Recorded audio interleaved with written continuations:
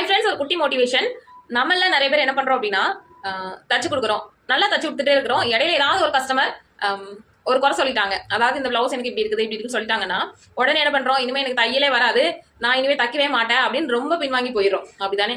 ஆனா அதே இதை ஒரு கடை வச்சிருக்காங்கன்னு வைங்களேன், ஒரு ஏதோ ஒரு டெய்லரிங் மெட்டீரியல் ஷாப்பே வச்சிருக்காங்க அப்படின்னா, இப்போ நம்ம அங்கே போய் மெட்டீரியல் வாங்குறோம் அப்படின்னா, அங்கே ஏதாவது ஒரு குவாலிட்டியில ஒரு பிரச்சனை வருது அப்படின்னு நம்ம அதை ரிட்டர்ன் கொடுத்துட்டு வரோம், இல்லை அடுத்து அந்த கடைக்கு போறது இல்லை அப்படின்னா, அவங்க வந்து அந்த கடையை வந்து இல்லை நான் நடத்தவே மாட்டேன், அந்த கஸ்டமர் இப்படி சொல்லிட்டு போயிட்டாங்க அப்படின்னா பண்றாங்க. அப்படி இல்லைல்ல, அவங்களுக்கு வந்து நார்மலா ரொட்டீன் ஆகிட்டு இருக்கிறது, நம்மளை விட்டா வேற கஸ்டமர்ஸ் கண்டிப்பா வருவாங்க. அதே மாதிரி தான் நம்மளோட தொழிலையும். ஸோ எந்த நேரத்திலையும் நீங்க டிமோட்டிவேட் ஆக வேண்டாம்.